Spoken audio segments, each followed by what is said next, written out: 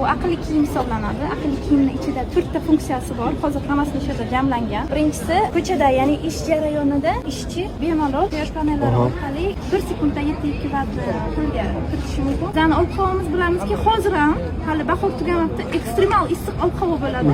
Ekstremal issiq ob-havo bo'lganda ochiq havoda ishlaydigan, cho'lqinda ishlaydigan ishchilar uchun ventilyator qurilmasi qo'yilgan va undan tashqari konstruktiv jihatdan. Nima qilmoqchisiz? Tushunarli. Loyiha zo'r. Buni qanday qilib sotmoqchisiz bozorga? Endi sotyapman hozir ham. Qancha sotyapsiz misol uchun? 2025-yilda Uztransgaz, ya'ni Kogon magistral gaz quvurlari bo'limiga 50 ta chiqarib berdim. Qancha qilmoqchisiz bu yil 26-yil? Qancha zakaz tushsa, hali ikkita nimasini tushuntirmadim. Undan tashqari yana GPS ham bor. Yana bironta ekstremal holat bo'lganda esa ishchilarni qidirish, ya'ni GPS orqali qidirish ham mumkin. Biz pul tiksak bo'ladimi bunga rivojlantirish uchun loyihani? Bo'ladi. Qancha misol uchun sizga sarmoya kerak buni rivojlantirish uchun?